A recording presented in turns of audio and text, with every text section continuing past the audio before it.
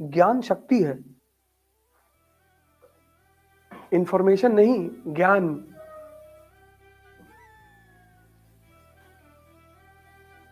अंबेडकर को एक बात समझ में आ गई थी कि ब्राह्मण की ताकत की मेन वजह क्या है।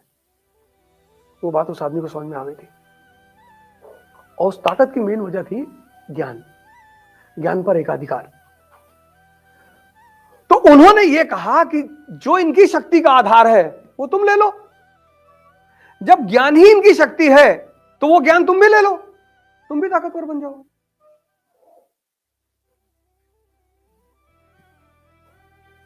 प्रिपरेशन का जो पहला चरण है, पहला वो है तुम्हारी बेसिक्स बहुत कायदे से तैयार होनी चाहिए।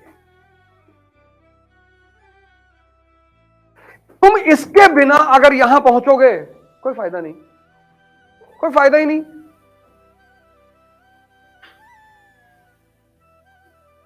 मुद्दा ही नहीं, कर ही नहीं पाओगे। तैयारी का पहला चरण है बेसिक्स। अगर तुमको यह नहीं पता कि लोकसभा क्या है, पता ही नहीं, और तुम पावर ऑफ स्पीकर पढ़ रहे हो, कोई फायदा नहीं। तुमको पता ही नहीं लोक राज्यसभा क्या है, पता ही नहीं। और सीखने की कोई उम्र नहीं होती।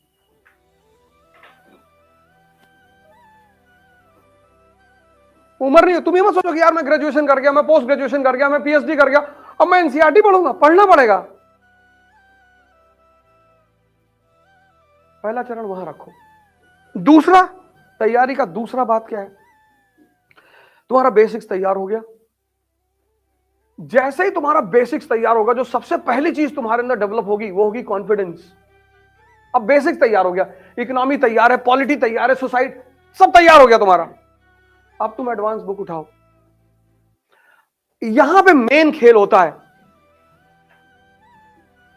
यूपी की गरीबी की मुख्य वजह बताओ। आप हाथ उठा के बता, हाथ उठा लो, बता, हम पूछ लेंगे। क्यों क्यों नहीं तो क्यों नहीं है? और ग्रेजुएशन तो करता जाता है, देखते हैं उनकी ग्रेजुएशन हो गया, पीजी हो गया, पर क्वालिटी जनरेट नहीं हो पाती। जो क्वालिटी होती है उनको ठीक ठीक, सबको कोई बात नहीं। हाँ,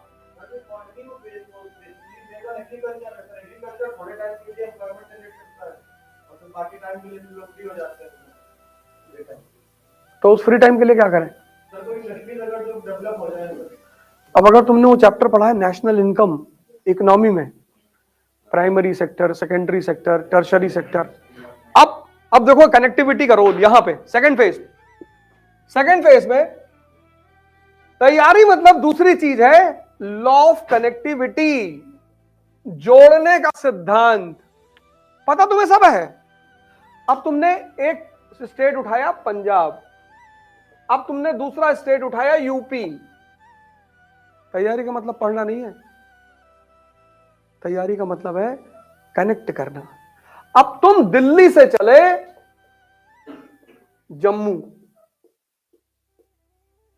तो दिल्ली से जम्मू के बीच में जितने भी स्टेशन हैं, सोनीपत, पानीपत, लुधियाना, फगवाड़ा, सब इंडस्ट्रियलाइज्ड स्टेशन है।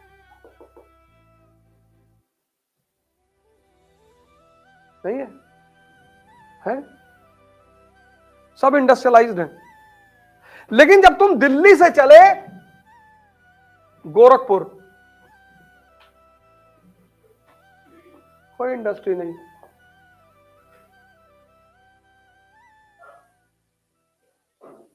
कानपुर में थी, हो नहीं गई, बंद करवा दिए। जो हिंदुस्तान का लेफ्ट है ना, लेफ्ट कम्युनिस्ट, इन्होंने 10-10 महीना स्ट्राइक करवाई। इनको ली ने, लेवाइस, ली, कॉब, इन लोगों ने यहां के यूनियन लीडरों को पैसा फंड किया। ये लो, तुम्हारा अधिकार मारा जा रहा है। बोले अच्छा, स्ट्राइक करवा दो। 7-8 महीने स्ट्राइक हो गई। अब 8 महीने स्ट्राइक हो रही कपड़ा फैक्ट्री में, मारवाड़ी तो बर्बाद हो जाएगा। मारवाड़ी ने क्या किया, फैक्ट्री बंद कर दी, भाड़ में जाओ। उसने बियर की फैक्ट्री लगा दी।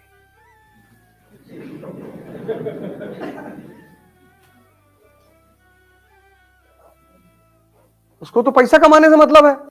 तुमने 7 महीना स्ट्राइक कर दी, तुम पूरे कानपुर में टहलो, तुम्हें पुरानी फैक्ट्रियों की दीवारें दिखाई पड़ेंगी। मैनचेस्टर था ये ईस्ट का कपड़ा के लिए। लाल इमली की सोच बताओ, 32 महीने से सैलरी नहीं मिली। क्योंकि अगर ये हमारी फैक्ट्रियां बंद नहीं होती तो ये कॉब जो इटली की कंपनी है, ये अपना पैंट शर्ट यहां कैसे बेचती। अब देखो, अब इस एक डायग्राम से, अब जैसे तुमने अभी कहा कि एग्रीकल्चर जो है, अब एग्रीकल्चर दोनों जगह होती है, यहां भी होती है यहां भी होती है। एग्रीकल्चर कितने महीने जॉब देगी, मैक्सिमम 4 महीने देगी, 4 महीना। तो पंजाब का जो आदमी है ये 4 महीना काम करेगा एग्रीकल्चर में, फिर 8 महीना काम करेगा इंडस्ट्री में, और जो बच गए वो कनाडा चला गया।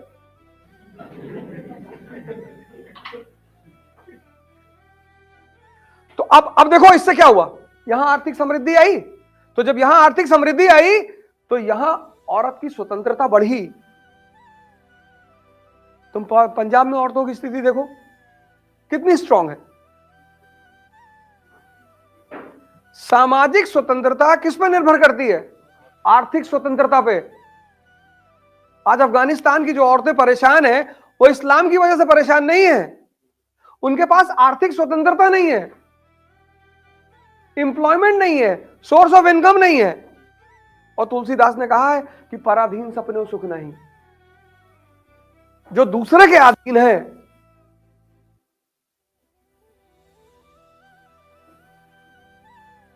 उसको सपने में भी सुख नहीं है। अब तुम यहां का समाज देखो, पंजाब का, यहां का रहन सहन देखो, यहां का वेशभूषा देखो, और फिर तुम यूपी का समाज देखो। अब यहां का आदमी 4 महीने कृषि में काम कर लेगा, 8 महीने महाराष्ट्र चला जाएगा, गुजरात चला जाएगा, पंजाब चला जाएगा। इसलिए सबसे ज्यादा लेबर की सप्लाई पूरे भारत में पूर्वांचल और बिहार से है।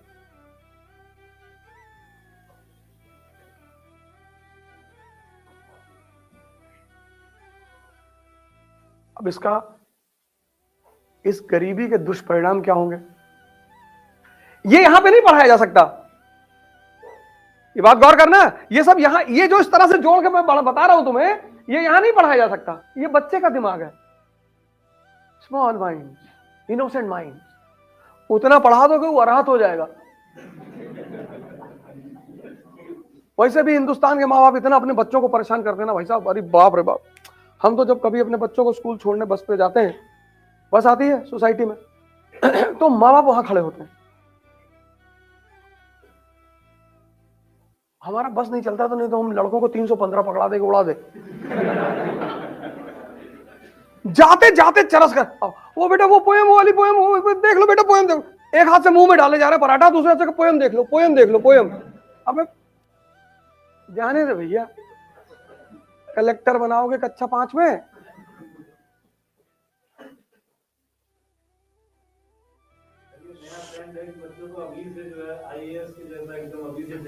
अरे ये तो समझो टेक्नोलॉजी डेवलप अभी नहीं है, नहीं तो माँ के पेट में पढ़ा देंगे। अगर वो अभिमन्यु वाली टेक्नोलॉजी आ जाएगी ना कि गर्भ में ही सिखा दिए, तो वही लगा देंगे तार।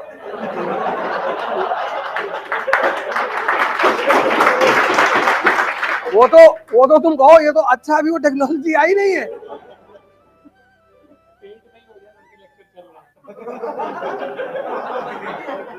लगा देंगे तार वार, जोड़ देंगे ले आके अंदर। ले भैया वो इकरा वाले सेमिनार रह रहे, सुन ले।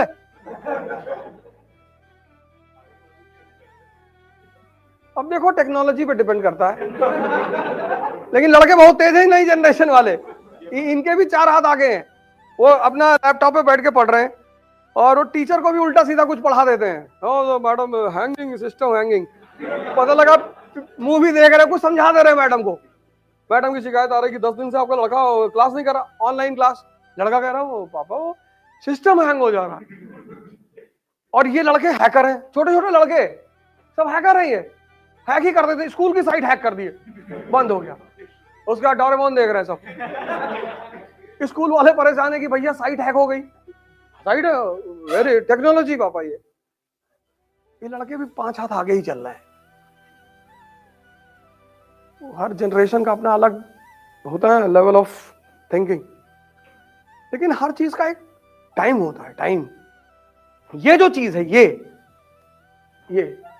यहां नहीं पढ़ाई जा सकती। यहां तुम्हें नेशनल इनकम पढ़ा दी जाएगी बस। नेशनल इनकम में क्या पढ़ाया जाएगा? Primary source of income, secondary, tertiary. लेकिन यहां तुम्हें पढ़ाया जाएगा कि प्राइमरी सोर्स अगर स्ट्रांग नहीं है, अब एग्रीकल्चर तो यहां मेन सोर्स ऑफ इनकम है, लेकिन उस एग्रीकल्चर में भी एक कमी है, वो लैंडलॉर्डों के हाथ में है। यूपी और बिहार सामंतवाद का आज भी शिकार है। यहां ऐसे ऐसे जमींदार हैं जिनके पास आज भी 50-50 हजार बीघा जमीन है।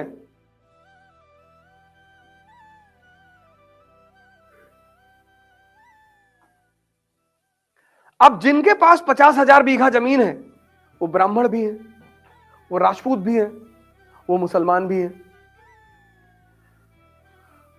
शायद उसमें से कोई दलित हो शायद, लेकिन ये तो 3 कंफर्म है। ब्राह्मण भी हैं, वो राजपूत भी हैं, वो मुसलमान भी हैं, वो कायस्थ भी हैं, वो बिजनेसमैन भी हैं, जमीनें हैं। अब इन चारों को यह लगता है कि अगर यूपी का आदमी एक हो गया हमारी जिम्मेदारी तो गई। तो इन्होंने क्या किया? तो वो जो मुसलमान जमींदार है 50,000 बीघे वाला, जिसकी हर साल की इनकम 100 करोड़ है, वो 100 करोड़ में से 5 करोड़ रुपए निकाल लेता है। किसी हमारे जैसे वक्ता को पकड़ता है और कहता है कि एक ऑर्गेनाइजेशन बनाओ, मुसलमान उत्थान समिति।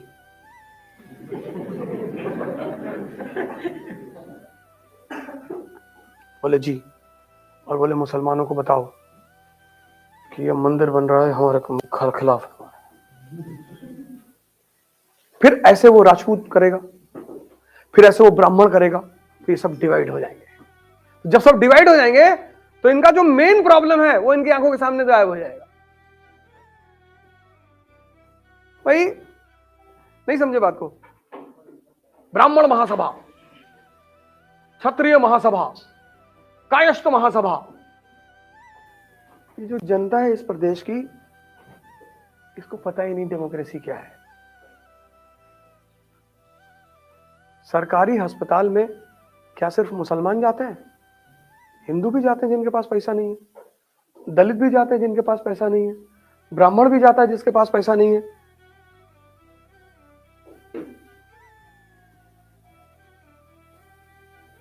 है कि नहीं? तो अगर सरकार मजबूत हो और काम करने वाली हो, और सरकार में राम मनोहर लोहिया जैसे नेता हो, शास्त्री जैसे नेता हो, अंबेडकर जैसे नेता हो, भाई साहब 5 साल में यूपी का सारी प्रॉब्लम खत्म हो जाए। राम मनोहर लोहिया की जब डेथ हुई ना, तो उनकी जेब में सिर्फ 10 रुपए थे,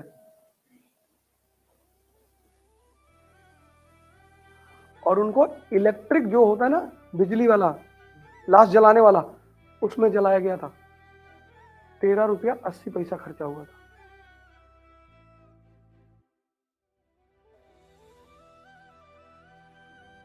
राम मनोहर लोहिया। और ये उनकी वसीयत थी कि जब मैं मरूं तो मुझे लकड़ी में मत जलाना, मेरे जलाने पर पैसा वेस्ट मत करना, ये गरीबों का मुल्क है। और दूसरी तरफ जब भारत के एक दूसरे नेता मरे, मैं नाम नहीं लूंगा क्योंकि राजनीतिक मंच नहीं है, तो उनकी अंतिम संस्कार पे 4.5 करोड़ रुपया खर्चा हुआ था। सिर्फ चंदन की लकड़ियां मंगाई गई थी। ऐसे बहुत सारे नेता, कोई एक नेता वही नहीं थे, बहुत सारे बड़े बड़े नेता हैं जो मरे हैं। तो सोचो,